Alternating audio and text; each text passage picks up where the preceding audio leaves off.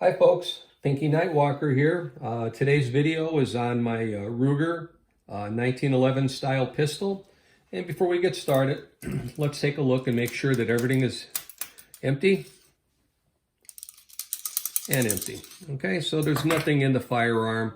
There's no ammunition there. All right, let's lower or put the slide forward, lower the hammer, nice and easy. What attracted me to this firearm a few years ago was its overall appearance and the fact that it's stainless steel, which in a handgun to me is something that I like. I just feel more comfortable with that.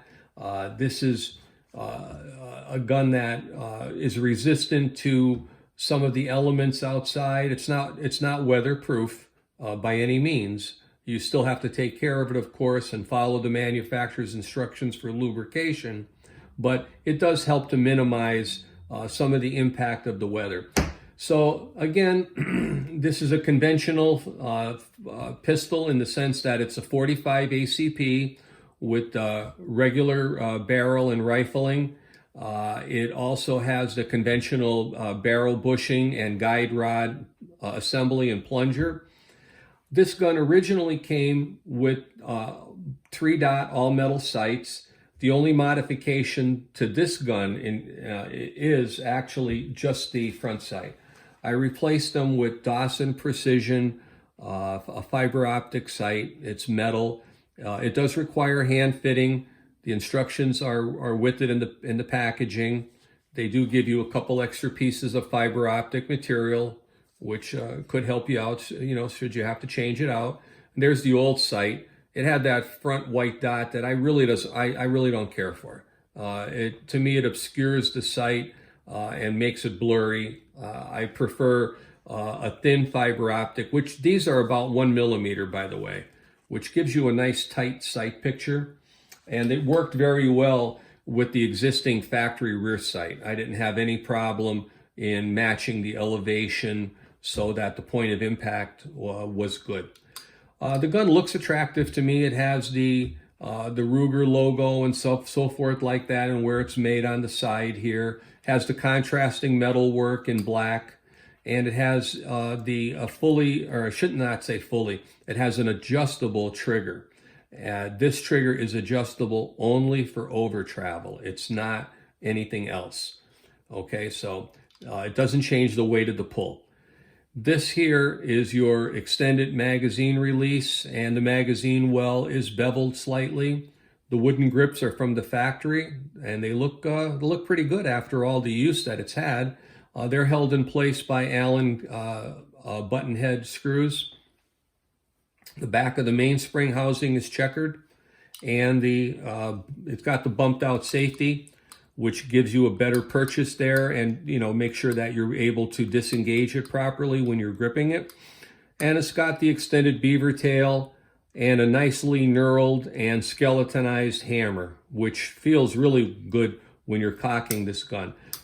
Sometimes it's easier to cock the gun before when you're loading it and so forth like that, to then pull back the slide. That'll take off a lot of weight for those of you who have to struggle with the spring tension. And by the way, the spring tension on this firearm is pretty substantial. It is the factory spring that remains in it. It has a lot of rounds through it, and it's so far so good. I'll probably change it in the not too distant future, but I haven't experienced any malfunctions related to the spring weakening or anything. So the gun came with a polished feed ramp, which is a nice semi-custom feature. The feed ramp on this particular firearm is integral to the frame. It is not attached to the barrel like some others, okay? But that has never presented a problem for me. I only shoot ball ammunition, 230 grain rounds, set up pretty much to factory ballistics. Let's put this back forward, hammer down, and we'll show you the magazines that came with it. It comes with a pair of magazines made by Ruger, stainless steel housings on them. One is an 8-round magazine, has the witness holes and they're numbered, has a bumper pad on it. and the other one is a flush-fitting 7-round magazine. They work very well. No issues with either one. Ruger brand. I have a bunch of other aftermarket magazines that I also have, and they work well as well too. Going back to the gun itself, it's performed very well. It's got hundreds and hundreds of rounds through it. It's a great range gun. I enjoy going out there and in my style of plinking with this thing. So if you're looking for something that's got a lot of custom features, maybe domestically made, take a look at one of these.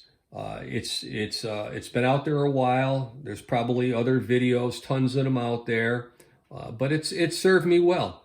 I don't have any issues.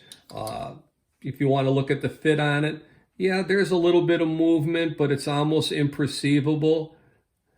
The trigger does have a little up and down play, but it's fine. I really can't find fault with that. Really, I think, again, a gun that can shoot, a handgun that can shoot a 2.5 inch group at 15, 20 yards is fine for me. This is not a bullseye type target handgun. So again, made by Ruger. There's a whole family of them. If you enjoy Ruger products, enjoyed a 1911 style firearm, take a look at this one here. I really like this. I think Ruger did a nice job with it. I like the one-piece housing again that is part of the frame for the plunger assembly.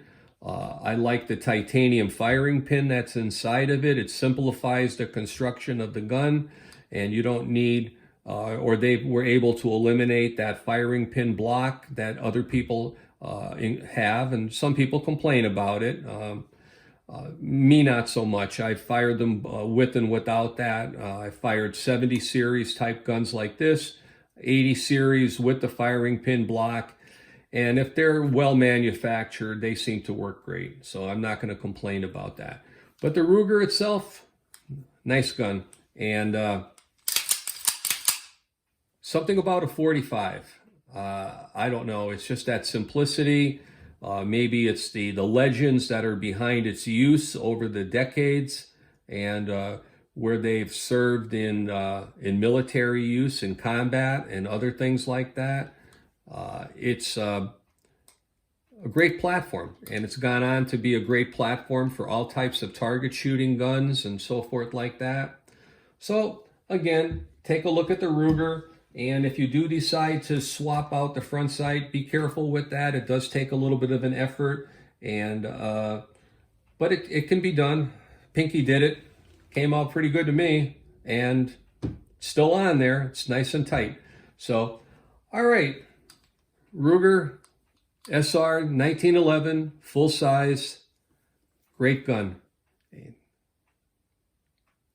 Okay, well, thanks a lot for watching the video. And I hope you've enjoyed it. I hope that get out there and do some shooting. Get out to the range and be safe, okay? Thanks a lot. Pinky says, over and out.